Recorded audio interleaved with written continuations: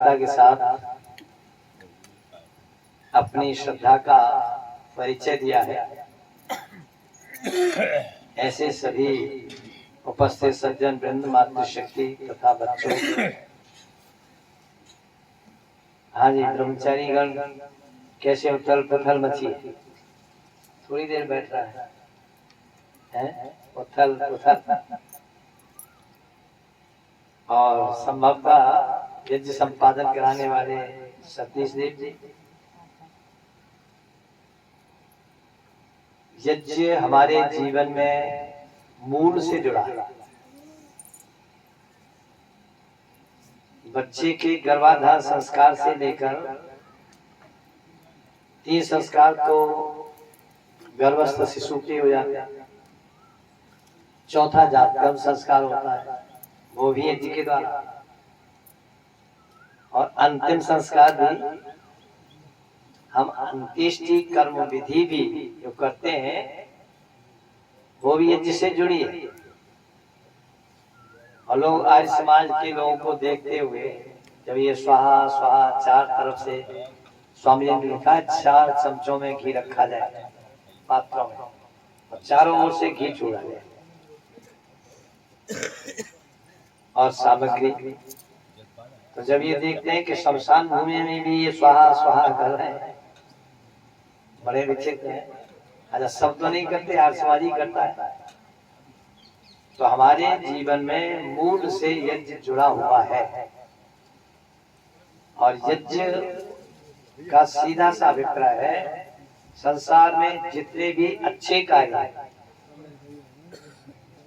अच्छे और बुरे 2 ही प्रकार के तो हैं, उनमें सबसे अच्छा यदि कोई कार्य है तो ये क्या है? देव यज्ञ, जिसे आपने अभी किया है। इसको अग्निहोत्र भी कहते हैं।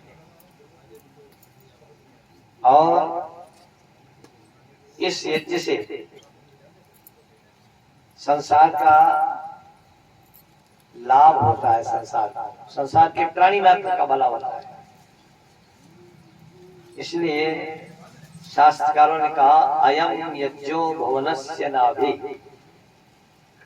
अयम माने यह यज्ञ, यज्ञ भुवनस्य ब्रह्मांडस्य संसारस्य, सारे संसार की नाभि माने, बोलो आपके सबके शरीर में नाभि है कि नहीं? क्यों नाभि? ये क्या बोलते हैं? नाभि और क्या बोलते हैं? अच्छा, जो भी बोलते हैं, नाभि तो बोलते हैं। नाभि यानी केंद्र। बच्चा जब माँ के गर्भ में होता है तो उसके शरीर की वृद्धि बिना खाए पिए तो होगी नहीं, हो जाएगी। तो जो कुछ माँ खाती है पीती है वो सब बच्चा जेर में लिपटा होता है। और एक नार होता है जो काटा जाता है बच्चा उत्पन्न होने के बाद, उसी के द्वारा सारा पोषण प्राप्त करता है। और जब बाहर आने पर उस नार को काट देते हैं, नाभि से जुड़ा है, तो बच्चा रोता है। अभी तक उसके भरण पोषण का जो कार्य चल रहा था उस नार के द्वारा ही चल रहा था। अब बाहर आने पर वो संबंध किससे जोड़ दिया गया? मुख से। बाहर आने पर मुख से जुड़ा। और मुख से जो कुछ भी हम ग्रहण करते हैं, अन्न जल इत्यादि, वो शिशु तो केवल दुग्धपान करता है, माता का स्तनपान करता है, लेकिन वो सारा का सारा पहुंचता कहाँ है? इस शरीर की नाभि में पहुंचता है। नहीं, यहाँ एक अग्नि जल रही होती है, उस अग्नि का नाम है जठराग्नि। क्या नाम है? जठराग्नि। और ये अग्नि भौतिक साक्षात दिखाई दे रही है, ये भी पचाने का कार्य करती है। और वो भी हम जो भी ग्रहण करते हैं उस सबको पचा करके उसका रस बना देती है। और रस शरीर में ईश्वर की कैसी विचित्र व्यवस्था है। इस जठराग्नि के द्वारा जो पाचन होकर के रस तैयार होता है भोजन पान आदि से, वो सारे शरीर के अंगों को बराबर पहुंचता है। बराबर का अर्थ जानते हैं क्यों जी? डार्विन की थ्योरी में तो बराबर ये है, बता दूं दोनों बातें। 4 रोटी है, 4 खाने वाले, 4 ही खाने वाले, 4 ही रोटी।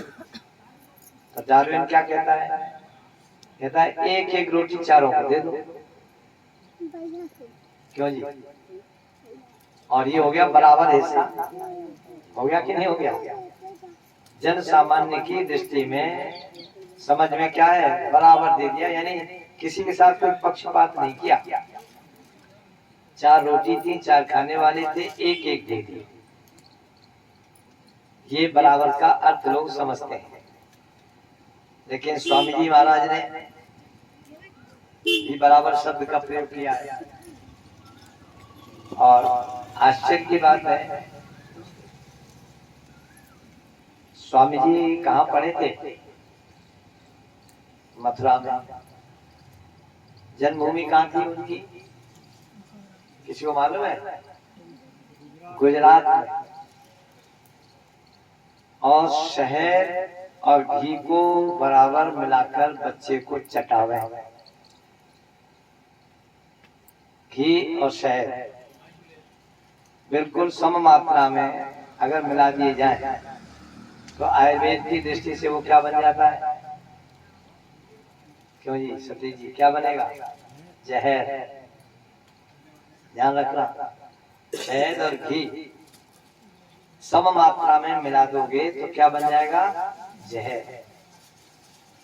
तो स्वामी जी की इस बात को पढ़कर सुनकर लोग क्या कहेंगे? अरे ये तो किसी के बच्चे को मारना चाहता है बाबा। बराबर शब्द का प्रयोग किया हुआ, क्योंकि वो गुजराती उनकी भाषा थी, मातृभाषा। अब गुजराती भाषा में बरोबर बराबर बरोबर कहते हैं यथा योग्य को।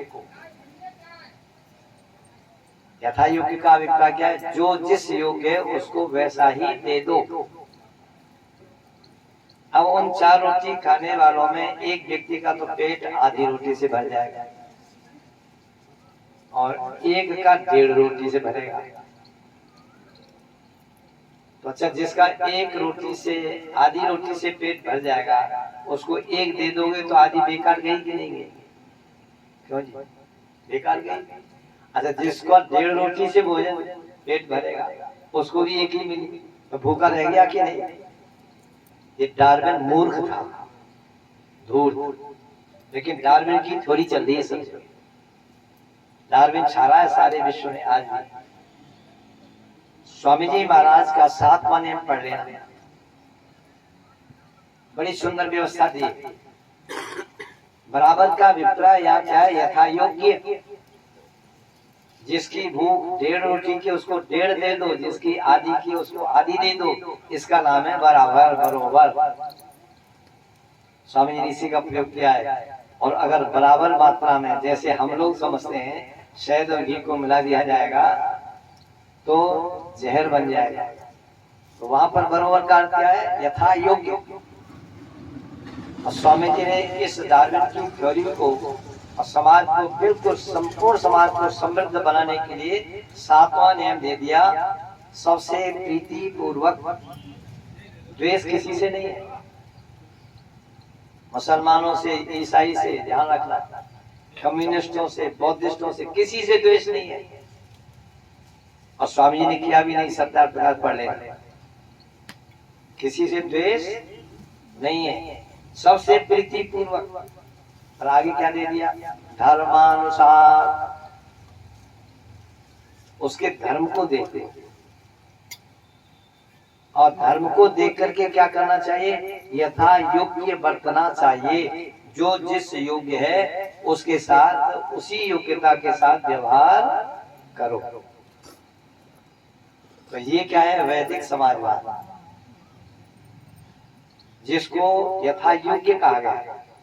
यथा योग्य माने जो जिस योग्य है उसके साथ वैसा ही व्यवहार करो। अच्छा बोलो, बर्फ को हाथ में ले सकते हो कि नहीं? बर्फ ले ले ना हाथ में, ठंडी होती है, क्यों जी? और ज्यादा देर रखोगे तो तुम्हारे हाथ को थोड़ा सुन्नपन भी ला देंगे। लेकिन क्या उसी प्रकार से अग्नि को हाथ में पकड़ लो? क्यों? अग्नि का धर्म अलग और बर्फ का अलग। ऐसे ही प्रत्येक पदार्थ का अपना